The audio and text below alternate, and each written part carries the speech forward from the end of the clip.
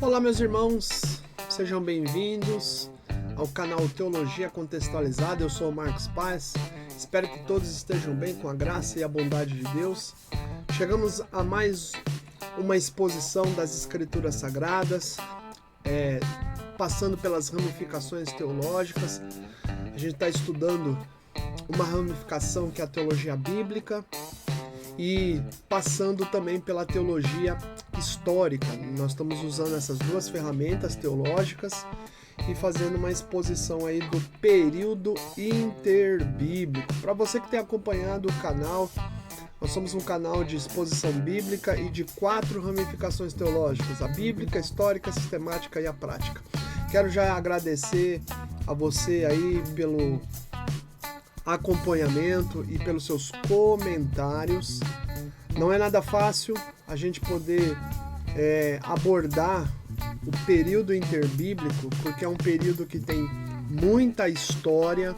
A gente está fazendo alguns recortes, estou deixando claro desde o início, porque você tem uma média das nossas videoaulas aí em torno de 52 minutos, 1 hora. O último vídeo foi 1 hora e acho que de 12 minutos ou 18 minutos. Enfim, porque é um contexto muito longo e a gente leu trechos bíblicos e também alguns trechos que envolvem relatos históricos. E não tem como a gente dinamizar tudo isso. A gente tem que parar para ouvir e perceber. E depois aí ter contato com esses documentos, que são importantes, né? Então o canal Teologia Contextualizada, ele visa a edificação tanto na exposição bíblica como nessas 4 ramificações: bíblica, histórica, sistemática e prática. Então a ideia do canal é fazer com que você possa ter contato com material bíblico e teológico e possa desfrutar e ter mais entendimento, compreensão de contextos históricos, geográficos, políticos, sociais, religiosos, que foram preponderantes e que estão nas Escrituras Sagradas, está na Bíblia.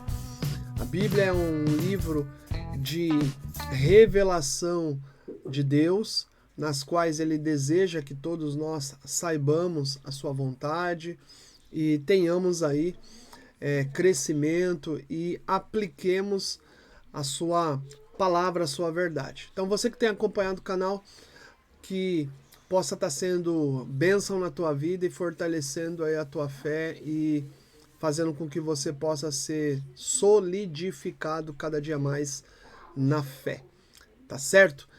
Sem mais delongas, deixa seu like, compartilhe para que a gente possa crescer esse canal. A ideia é que muita gente possa ter acesso e que você possa deixar os seus comentários. Assim eu vou respondendo na medida do possível, e se você tiver dúvidas, aí a gente em breve vai deixar alguns canais de relacionamentos para a gente poder ampliar aí nosso relacionamento em relação aí à exposição das Escrituras, tirando dúvidas e etc, tá certo? A gente está planejando aí algo que envolva também aí no WhatsApp, né, um número aí que a gente tenha encontros pelo WhatsApp para tirar dúvidas e etc, né, fazendo videoconferências e etc. Estou pensando em bolando um jeito aí. Mas vamos lá. Falando do período interbíblico, um período em que nós estamos aí refletindo, nesse período que também é chamado intertestamentário, é também assim conhecido esse período interbíblico, e nós estamos indo para o 7º vídeo. É uma série de 8 vídeos com muito conteúdo realmente, tá? para que você possa entender aí todo esse período. Então, entrando no período que nós chamamos período romano, até agora a gente viu vários períodos, tá? Período babilônico, período medo-persa, período grego, período entre os conflitos que houveram entre os seleucidas, os ptolomeus e o próprio povo de Israel, e agora o período romano. Obviamente, a gente teve vídeos introdutórios, pelo menos 2, para abordar essa questão do período interbíblico e lendo alguns textos bíblicos.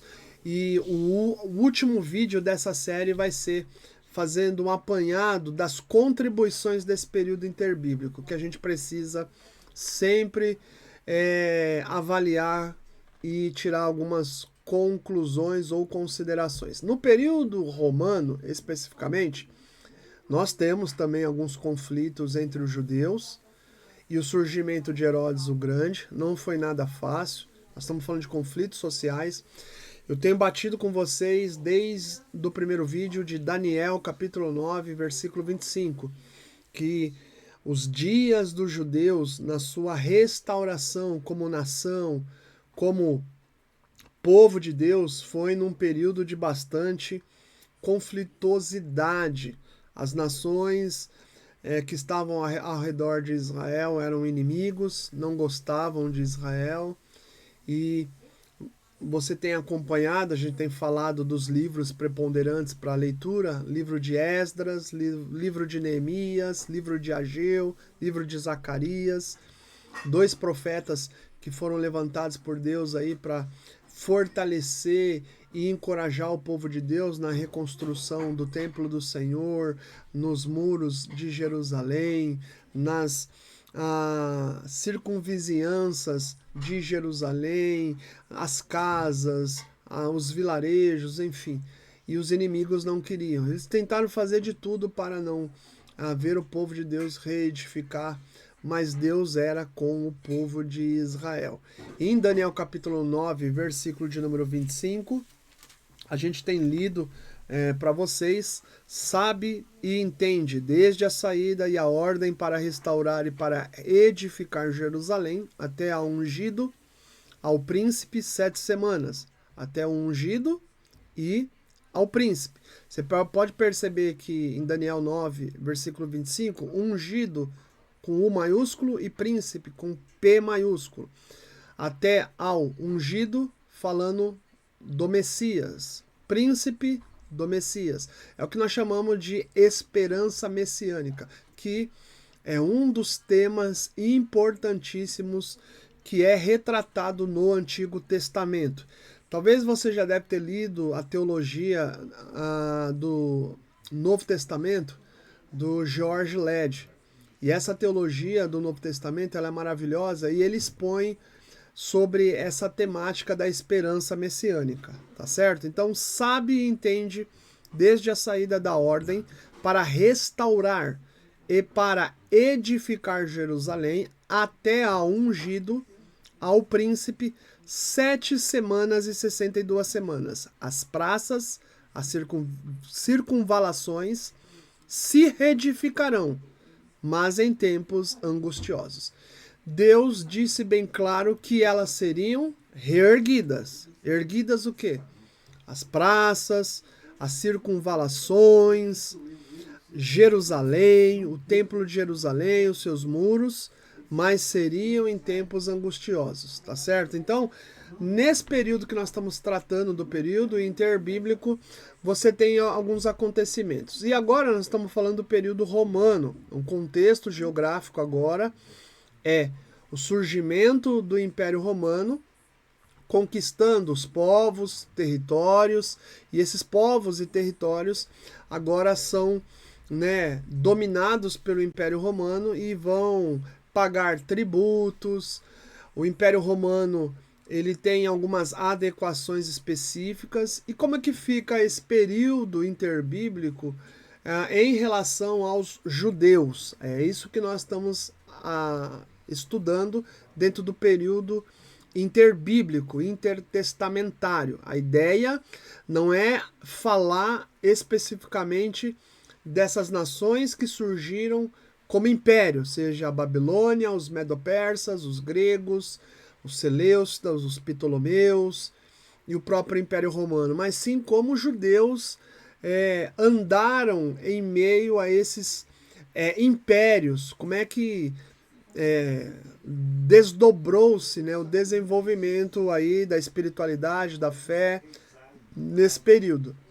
E tendo como pressuposto o Império Romano, ano 27 ao ano 476, o Império Romano, antes de se tornar um grande poderio por 5 séculos, houve 3 grandes comandantes, que é Pompeu, Crasso e Júlio César, tá? Que é o que os historiadores chamam de primeiro triunvirato. Essa questão aí que envolve os romanos especificamente, você tem um texto bíblico onde Deus revela para Daniel, no capítulo 2, versículo 40, o Império Romano. Ao quarto reino será forte como ferro, pois o ferro a tudo quebra e esmiuça. Como o ferro quebra todas as coisas, assim ele fará em pedaços e esmiuçará. Esse império é o Império Romano. Também Daniel, né, tem uma revelação da parte de Deus bem claro sobre essa questão. Daniel, capítulo 7, versículo de número 7. Depois disso, eu continuava olhando nas visões da noite. E eis aqui o quarto animal, terrível, espantoso e sobremodo forte, o qual tinha grandes dentes de ferro. Ele devorava e fazia em pedaços, e pisava aos pés os que sobejava. Era diferente de todos os animais que apareceram antes dele e tinha 10 chifres. Então ele está falando aqui, né, dentro da revelação do Império Romano, um império extremamente terrível, tá certo? Daniel é um livro especificamente em que nós podemos extrair a revelação divina sobre os desdobramentos que vão acontecer na história da humanidade, questões políticas, sociais, religiosas. Então o livro de Daniel, ele é um livro muito estudado nos dias atuais. Como nós estamos partindo do livro de Daniel para esse estudo do período interbíblico ou intertestamentário, a gente está fundamentando aí todo um desenvolvimento. Então, Pompeu, Crasso e Júlio César, eles vão se destacar e eles vão marcar a ascensão de Roma, tá certo? Então, em uma tentativa de agir, né, contra os senadores romanos, eles vão se tornar influentes e em meio a essas campanhas militares que esses homens desenvolvem por vários povos e territórios, eles conquistam muitas vitórias. Com a morte de um deles, que é Crasso, um dos comandantes, você tem outros comandantes como Júlio César e Pompeu, que tiveram conflitos. Após a morte de Pompeu, Júlio César ele vai se tornar, né, o principal destaque ali do Império Romano, onde ele vai depor o Senado e vai tornar-se aí ditador vitalício como imperador. Anos mais à frente, por volta de 44, ele é assassinado, né, pelas oligarcas do Senado romano. O Senado romano volta a ter uma expressividade e planejam aí a morte de Júlio César. Dentro desse período, você tem um segundo triunvirato, que é marcado por Lepto, Marco Antônio e Otávio. Surge aí, então, a ideia dentro da República Romana, entre os senadores, formar uma estabilidade política, governamental. Dentro disso, eles vão ter essas alianças e também não dá certo, não garante essa estabilidade. Na verdade, esse segundo triunvirato, os caras querem poder, querem estar à frente, governando com mão de ferro. Então, Marco Antônio e Otávio vão entrar em guerra e Otávio vence Marco Antônio. Dentro desse contexto, então você tem Otávio Augusto tornando-se imperador e você tem essa marca entre o ano 27 a.C. até 14 depois de Cristo. É interessante que Jesus Cristo de Nazaré, ele vai nascer dentro de um período muito conflituoso, onde o Império Romano está em guerra, conquistando povos, e não tem um cenário perfeito para a vinda do Messias, do ungido, do príncipe, que nós acabamos de falar em Daniel, capítulo 9, versículo 25. O cenário é um cenário de muito conflito social, de muitas guerras, de muitas divisões políticas, sociais, intrigas, brigas. E dentro desse contexto, você tem algumas dinastias surgindo, que é a dinastia Júlio-Claudiana, a dinastia dos Flávios, a dinastia dos Antoninos, a dinastia dos Severos, e por volta aí do ano 284 depois de Cristo, o império foi dividido entre Ocidente e Oriente. A ideia aqui não é falar especificamente do Império Romano, mas é para você ter uma ideia de como os judeus lidaram com esse período específico aí em que o império era Roma. Obviamente, houve aí vários tipos de acordos entre os judeus e os romanos, porque os romanos deixaram os judeus terem liberdade para adorar ao Senhor, levarem em conta a aliança e a lei de Moisés. Eles tiveram liberdade, mas também foram oprimidos, pagando aí tributos, né, aos romanos. Você tem um contexto bem complexo que envolve todo o cenário sociopolítico de Israel. A gente vai falar um pouco ainda mais sobre esse cenário sociopolítico religioso em breve. Então, você tem essas dinastias e essa divisão do Império Romano, Ocidente e Oriente. Os judeus, em meio a esse império, né, até o nascimento de Cristo, você tem Pompeu marchando para Jerusalém, onde ele vai destituir Aristóbulo, que é um dos bisnetos, né, descendentes da família de Matatias, que é o Macabeu, que lutou contra, né, Antíoco Epifânio Louco. Foi uma família muito destacada, mas posteriormente, por causa de intrigas, de desejo de poder, a família Hasmoneia ela foi se enfraquecendo. E aí Pompeu anexou a Judéia a Roma como província, como território pertencente aí ao Império Romano.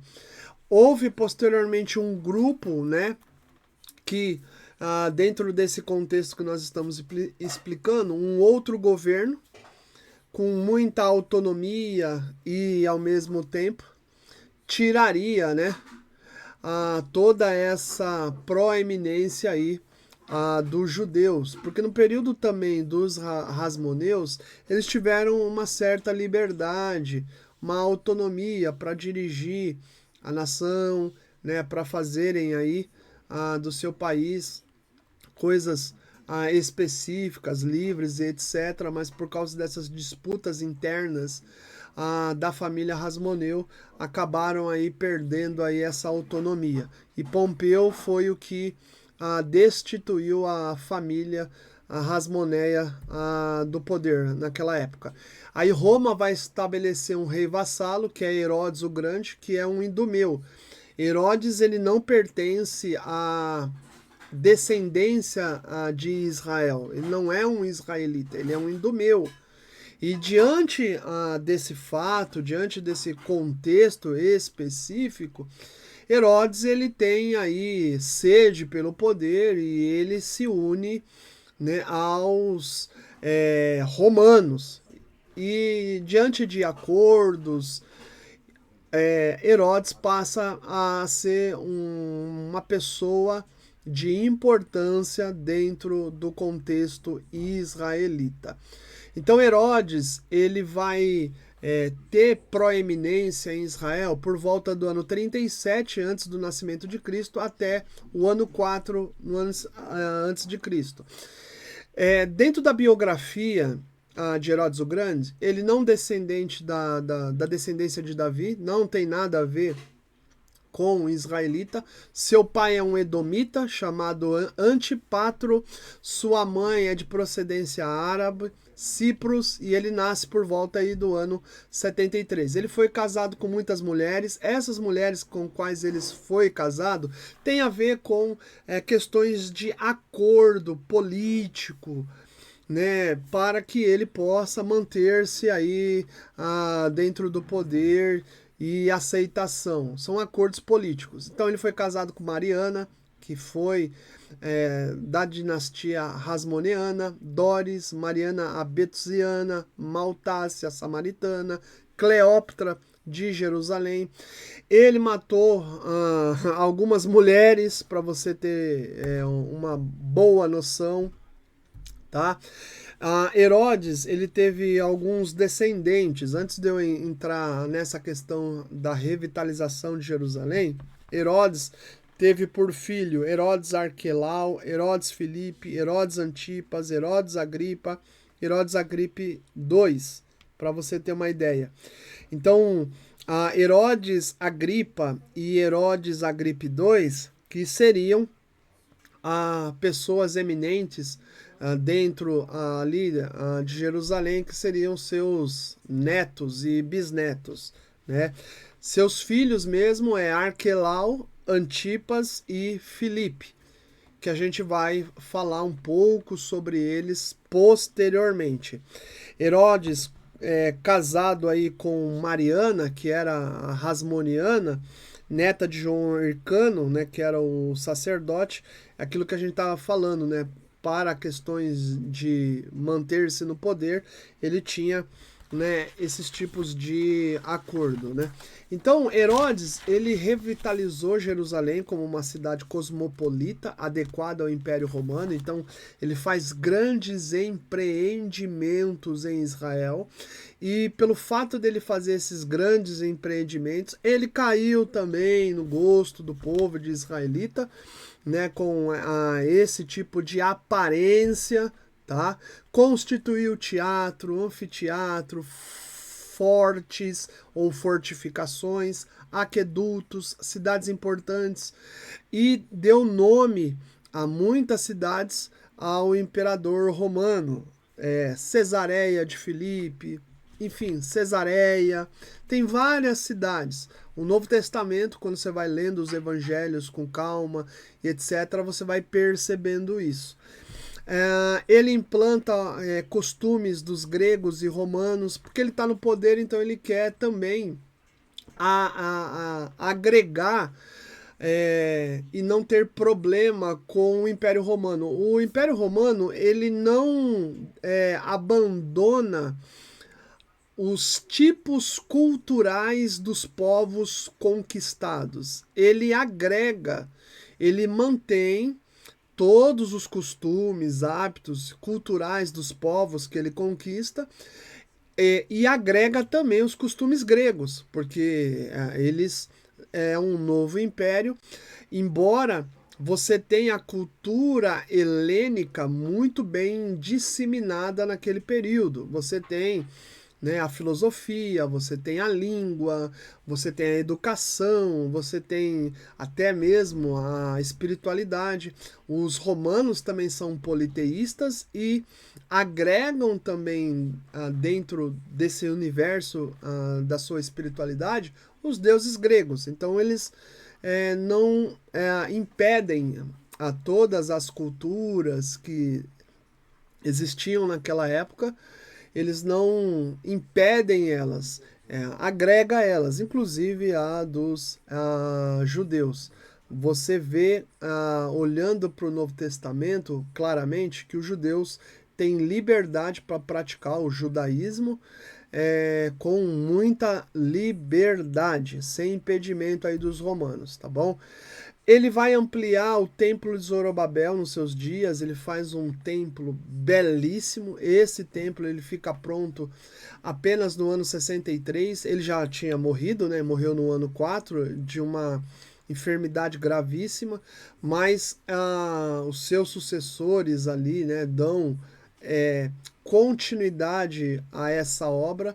O templo é uma das maravilhas daquele tempo. Então ele faz isso e isso cai no colo dele e uma aceitação do povo judeu que veio, né, por causa desse ato com o templo do Senhor, e ele tem aí muita aceitação por parte dos judeus. Embora Herodes o Grande, ele é um déspota, um homem terrível, não é um homem sem violência, brando, não, ele é muito violento. Ele vai reinar com força, ele acaba trazendo recuo do banditismo em Israel. A gente sabe, por causa do nível de montanhas, a parte da topografia, da geografia de Israel, onde você tinha, né, ladrões que traziam problemas para a sociedade daquela época. Ele acaba com isso, com o banditismo nesse período, para vocês terem uma ideia. Por outro lado, para ele manter-se no poder, então ele fazia de tudo, tá certo? Então ele era um homem hábil e também violento para se manter no poder. Alguns estudiosos entendem que Herodes tinha a mesma brutalidade de Antíoco Epifânio, o louco, tá? Seu governo é manchado, sim, por muitos conflitos e tragédias. O Novo Testamento fala uma das ocorrências terríveis que ele pratica contra crianças de 2 anos para baixo, lá em Mateus capítulo 2, é algo que foi terrível e que não foi aceitável por parte dos judeus. Ele matou muitas pessoas da própria casa, entre suas mulheres e filhos. Mateus capítulo 2, entre os versículos 16 e 18, ele matou crianças. Naquele episódio do nascimento de Jesus, alguns magos foram até ele, ele fica perplexo com a fala daqueles magos sobre o surgimento do rei dos judeus. Ele se declarava como rei dos judeus, Herodes, mas diante dos magos, ele fica perplexo com o nascimento de Jesus, desse rei, e manda procurar nos documentos e sabe que vai nascer lá em Belém, e enfim, os magos alertados por Deus não voltam até Herodes, porque Herodes pediu para os magos darem a ele o local quando encontrasse, para que ele pudesse também adorar ao rei, né? Homenagear o rei, mas esses magos alertados por Deus, porque Herodes queria manter-se no poder, sedento pelo poder, ele ia matar a Jesus. Então os magos vão para uma outra região à volta à casa deles, e alertado a José vai para o Egito com Maria e Jesus, até quando Herodes vem a morrer. E Herodes, sedento pelo poder, ele manda matar crianças de 2 anos abaixo. E houve um grande choro em Belém de Judá, aos arredores ali da cidade. Para vocês terem uma ideia, havia um censo naquele período de tempo, no nascimento de Jesus. Quirino, que era o governante daquela época, da Síria, e também aos arredores, a mando do Império Romano, ele faz um censo e José leva Maria para fazer os registros. Mas tudo isso está dentro da profecia. Tudo isso é citado pelos profetas no Antigo Testamento, como Miqueias, capítulo 5, versículo 1 e 2, enfim. E tantos outros textos, como Isaías. Então, uma vez sabendo do nascimento desse rei, Herodes manda matar essas crianças e houve um choro muito grande, onde as mulheres lamentam a perda dos seus filhos. Então ele é marcado por ser um homem também de muita brutalidade. Os zelotes, que era um grupo de nacionalistas judeus que detestavam os romanos, o que nós chamamos de homens da adaga. Mais à frente, a gente vai falar um pouco sobre esse grupo nacionalista chamado Zelotes. Você tem até um dos discípulos de Jesus que era zelote. Então, os zelotes, eles se armavam para conspirar, de fato, ao cumprimento e desejo de matar Herodes, mas não conseguiram, tá? Herodes, sabendo de um plano dos zelotes que desejavam matá-lo, Herodes matou muitos zelotes naquela época. Herodes mandou matar todos os Hasmoneus, né, descendentes da família de Matatias, né, e também trouxe muitos conflitos sociais e tragédias ao arredor de Israel. Então era um homem déspota, sedento de poder, e fazia o que era necessário para se manter no poder. E ao lado dos romanos, o politicamente correto, que a gente faz uma conexão com os dias de hoje. No livro do Enéas Tonini, tá? Pastor da Igreja Batista do Povo, o Senhor já o recolheu, mas no seu livro Período Interbíblico, que eu até indico vocês comprarem, desde o primeiro vídeo eu sempre falo isso, há uma célebre frase que foi proferida em relação a Herodes o Grande, e que tentou matar os seus filhos por diversas vezes, e essa célebre frase diz o seguinte: prefiro ser um porco dos judeus a ser filho de Herodes.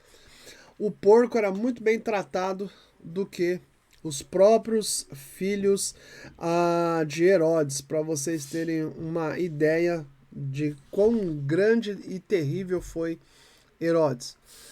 Um governante feroz, pagão, inconstante, violento, perverso, muito estrategista. Sua política era prestigiada por Otávio Augusto e Agripa, né? Sua política interna foi de manter a paz e a ordem nos territórios por força bruta. Ele foi colocado no poder através do Império Romano. Ele tinha muito acesso, né, aos romanos, e ele era muito bem visto realmente aí pelos romanos. Morreu de uma gravíssima enfermidade no corpo, tá? E diante aí do Império Romano, para que vocês tenham uma ideia, entre os anos de 27 até 476 depois de Cristo, os romanos foram estendendo suas conquistas até os extremos da terra e, de fato, aí dominaram muitas coisas.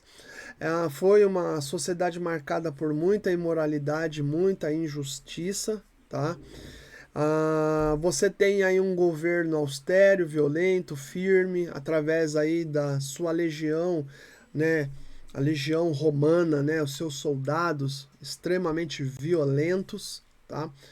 Eles reagiam com muita violência. A Pax Romana, ela foi colocada à base de muita brutalidade, tá?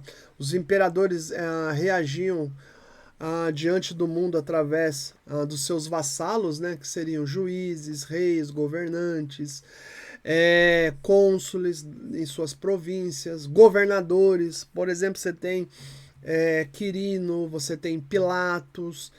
Só a nível de conhecimentos, a gente vai falar sobre isso, mas Arquelau, ele reinou após a morte do seu pai, Herodes o Grande, e ele fez muitas coisas brutais ao meio dos judeus. E foi uma comissão de judeus até Roma falar com o imperador e o senado. Acabou, né, o imperador, enfim, é, destituindo Arquelau, e Arquelau foi enviado, né, para uma ilha onde morreu fora dos territórios de Israel, e no lugar dele ele colocou Pilatos, para você ter uma ideia. A gente vai falar mais sobre essa questão. Então, você tem várias pessoas aí governando aí os territórios, né, onde tem a bandeira romana. Em cada território ocupado, Roma mantinha um exército para manter a paz. Isso não é diferente também em Jerusalém, tá? O surgimento dos zelotes em reação à guarda pretoriana, à guarda dos legionários romanos, era por causa da brutalidade do exército romano. Então, a qualquer momento, os zelotes matavam, né, um descuido do Império Romano, os zelotes matavam aí os soldados romanos. E para manter a paz dentro dos territórios conquistados, eles exerciam aí brutalidade. Tá? Na religião, os romanos eram politeístas e também absorveram a religiosidade grega, como eu falei para vocês. Eles permitiram que as religiões de mistério, as religiões orientais dos povos que eram conquistados permanecessem, inclusive o judaísmo. Então, eles não eram impeditivos para que as culturas conquistadas, diferentemente de Antíoco Epifânio, né, fosse um só povo, uma só religião, um só pensamento. Com os romanos não tinha isso não, eles davam certa liberdade, embora eram politeístas, tá certo? O imperador romano se intitulava como uma divindade, por exemplo, os nomes Quírio, Sóter e Epifanes vai surgir em meio a esse império. Kyrios é senhor, Sóter, a palavra Sóter no grego, Kyrios, né, é uma palavra grega, que é uma palavra para senhor, Sóter para Salvador e Epifanes, divindade manifestada. É interessante que dentro desses títulos que os imperadores tinham ou se referiam a si mesmos, tinham uma outra expressão chamada Dominus et Deus, Senhor e Deus. O imperador romano era Senhor e Deus dos povos conquistados. Havia dentro também do desenvolvimento aí dos romanos, um certo momento do dia em que eles paravam para acender incenso e adorar o imperador romano como Senhor e Deus.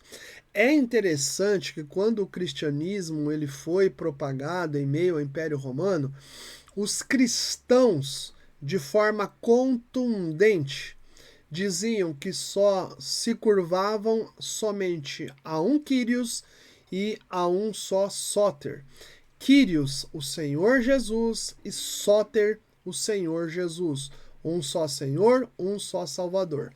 Kyrios e Sóter eram, né, títulos que o imperador romano atribuía a si como Senhor dos povos e Salvador dos povos. E aí vem o cristianismo rompendo, né, com essa cultura romana, e os cristãos, diferentemente dos outros povos que tinham liberdade de adoração e de cultuar os seus deuses, né, as religiões de mistério, enfim, o cristianismo era perseguido. O cristianismo era uma religião subversiva diante do Império Romano.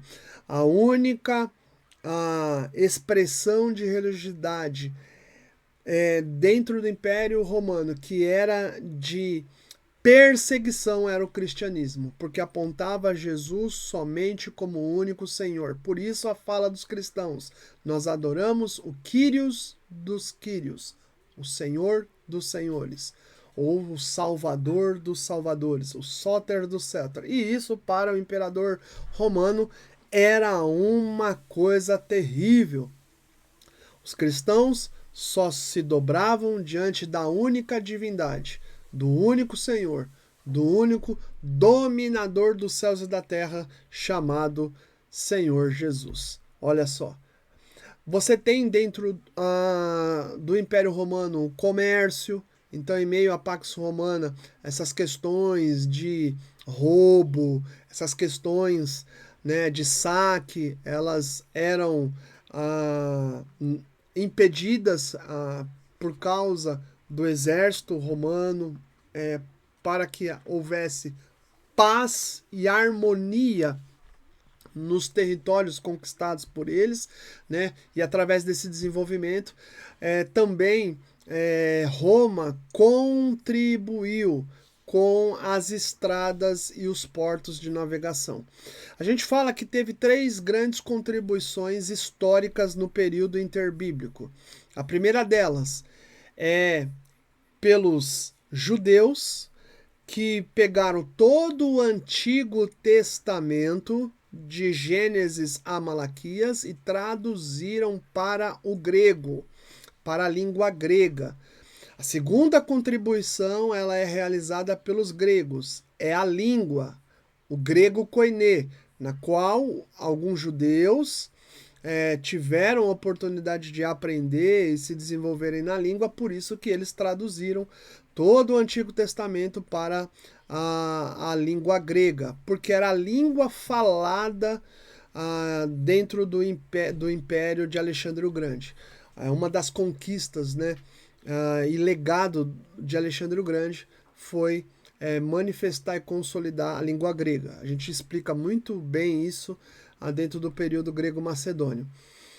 Tem um vídeo que a gente fala sobre isso aí, dentro aí do período interbíblico. E a terceira contribuição dentro do Império Romano é as estradas e a construção desses portos e etc. Essas estradas, elas também contribuíram posteriormente, depois do nascimento de Jesus, a consolidação do cristianismo, para a expansão do cristianismo por meio dos discípulos, e a fé ela foi se propagando em meio às estradas, onde eles poderiam caminhar a cavalos, a carroças ou a pé, ou mesmo pegar navios, porque você tem aí um desenvolvimento de portos de navegação. Então, uma das contribuições aí extremamente importante do Império Romano foi a criação dessas estradas, desses portos e ampliando, tá certo? Você tem dentro do Império Romano, como a gente já leu Daniel 2,40 e Daniel 7,7, diante de tantas conquistas que o Império Romano se deu, eles teve dificuldades de administração, tinha muito roubo entre eles mesmos, para que vocês tenham aí uma noção disso, tá? Invasão dos bárbaros por todos os lados, os bárbaros foram preponderantes também aí para o final do Império Romano. O Império Romano foi se diluindo, né, em suas fronteiras a partir do século 3, 4 e 5. Em questão dos impostos que eram elevados, né, as estruturas foram diminuindo, o povo foi se empobrecendo, o cristianismo também cooperou aí também com o fim do Império Romano, pelo fato de muitas pessoas estarem largando, deixando o politeísmo e aquela vida pecaminosa, aquela vida de libertismo, aquela vida de pecados horrorosos. O cristianismo colaborou por isso. Muitos dentro do Império Romano, até da casa de César, se curvaram e se converteram ao cristianismo, né? E todo aquele processo de escravidão que tinha no Império Romano foi se também diluindo, para que você tenha aí uma ideia. Então, você tem aí todo esse desdobramento aí do Império Romano. Jesus ele vai nascer dentro do Império Romano. Deixa eu voltar aqui com vocês. Essa é a bibliografia que a gente usa, né, para trabalhar essas questões. Você tem aí o Império Romano se desfalecendo, mas no período específico do Império Romano, você tem aí dois eventos preponderantes. O primeiro deles, o nascimento de João Batista, o precursor, que também tem profecias falando acerca dele no Antigo Testamento. E você tem o ungido, o príncipe, que Daniel capítulo 9, versículo 25 deixa claro ali, também nascendo. Como eu disse, Deus está no controle, no percurso, ou na timeline, ou na linha do tempo da humanidade. Aquilo que ele disse que ocorreria, proferido pelos profetas no Antigo Testamento, independente das circunstâncias, das dificuldades inerentes que os judeus passaram, o Messias nasceu. E nos próximos vídeos a gente vai falar sobre João Batista e o próprio Senhor Jesus. O período interbíblico é um período muito longo, de muito tempo. Nós estamos falando aí basicamente de 400 anos. De todos os vídeos até agora que nós produzimos e fizemos a exposição, você viu quantos acontecimentos e como se deu o processo de reedificação de Jerusalém e das cidades ao redor em tempos muito angustiosos. Mas Deus estava com o povo de Israel, preparando o cenário para a vinda de Jesus Cristo. Por meio dos judeus, o Antigo Testamento foi traduzido para a língua grega. Os gregos contribuíram com a língua grega, como se fosse o inglês nos dias de hoje, onde as pessoas iam ter acesso à palavra de Deus. E os romanos contribuem de forma específica com as estradas, os portos de navegação, aonde posteriormente os discípulos do Senhor disseminariam o Evangelho de nosso Senhor Jesus Cristo. A promessa de Deus em meio às situações difíceis desse período específico iriam se desdobrar. Deus foi com o povo de Israel. Nesse período de 400 anos não há nenhuma profecia, contudo, há vários desdobramentos específicos, mas também você tem aí alguns importantes acontecimentos que antecipam a vinda do Messias. Que Deus te abençoe, que Deus te guarde, que Deus te ajude a caminhar aí conforme a palavra de Deus. E a gente percebe nitidamente que no período interbíblico ou intertestamentário tem assuntos em que envolve o povo de Israel, porque o Messias, o ungido, o príncipe, estaria presente, derramando da sua graça, da sua misericórdia, da sua bondade, cumpriria a missão e a vontade do Pai. Que Deus nos dê graça para continuar aprendendo a sua palavra. No próximo vídeo nós vamos falar um pouco mais para fechar o período interbíblico e tirar algumas ponderações e considerações de todo esse período. Um grande abraço a todos. Valeu!